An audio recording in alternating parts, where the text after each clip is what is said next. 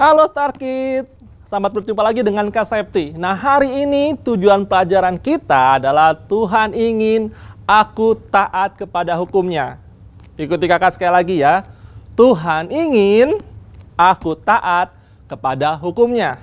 Nah, sebelum mulai, mari kita main game dulu ya. Saya mau main game sini, angkat tangan ya. Nah, kakak tayangkan 5 gambar. Nah, kita tebak itu gambar apa. Oke, siap? Ready? Oke, yang pertama. Nah, ini gambar apa ya? Oke, udah? Oke, yang kedua. Ayo, gambar apa nih? Oke, yang ketiga. Oke, udah bisa? Oke, yang keempat. Nah, gampang kan? Nah, yang kelima, yang terakhir nih. Oke, nah, udah tahu jawabannya semua? Nah, siapa di sini yang jawabannya benar semua bilang yeay. Oke, kakak mau lihat.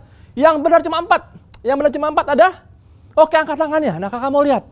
Nah, siapa yang di sini yang mau benar 3 atau 2 atau 1? Oke, tepok jidatnya semua. Oh my God.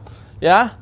Nah, adik-adik sekalian, rambu lalu lintas itu adalah peraturan yang harus ditaati oleh semua orang, oleh semua pengguna jalan raya.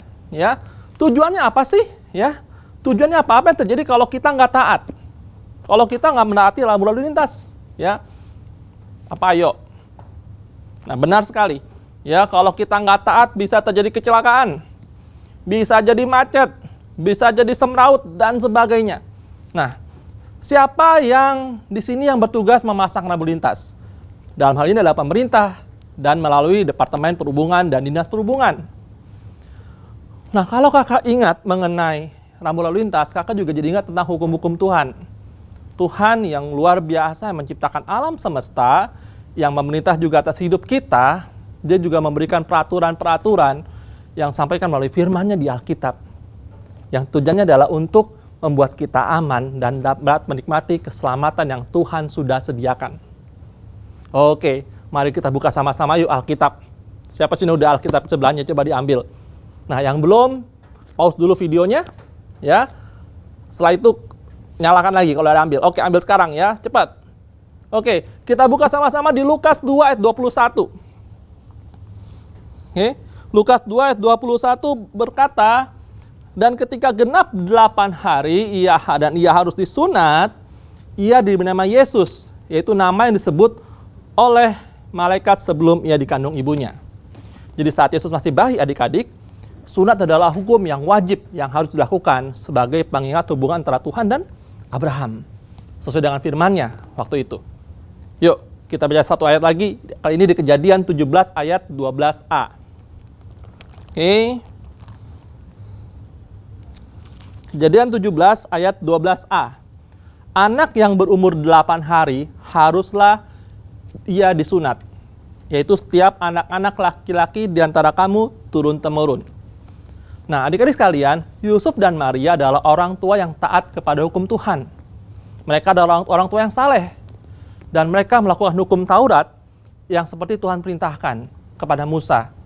Ya. Dalam hal apa keluarga kita taat kepada Tuhan? Tentu saja apapun yang Tuhan ajarkan melalui firman-Nya dalam kehidupan kita sehari-hari. Ya, bersikap jujur, ramah, sopan, saling menyayangi, menghormati, dan juga mengampuni. Sebagai bukti Yusuf dan Maria taat kepada Tuhan, mereka membawa bayi Yesus ke bait Allah, mempersembahkan korban, menyerahkan bayi itu kepada Tuhan. Sama ya, seperti di kita juga kalau kita lihat bayi dan anak-anak kecil dibawa oleh orang tuanya, ya, untuk diserahkan kepada Tuhan dan memutuskan menjadikan Tuhan Yesus sebagai Tuhan dan Juru Selamat mereka. Gereja di zaman dulu itu namanya bait Allah.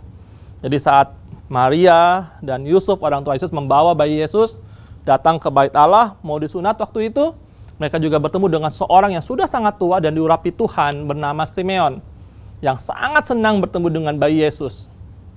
Yang Simeon dengar bahwa Yesus adalah Juru Selamat, Mesias, yang datang menyelamatkan dunia ini. Bayi Yesus juga bertemu dengan seorang nabi ya, seorang nabi perempuan bernama Hana, yang tinggal di bait Allah siang dan malam. Nah, apakah kamu mau keluarga kamu menjadi keluarga yang taat kepada hukum-hukum Tuhan? Mau ya? Oke, kita doa sama-sama. Tuhan Yesus, terima kasih Kami mau Tuhan, keluarga kami menjadi seperti Yusuf dan Maria, yang mau taat kepada hukum-hukum Tuhan.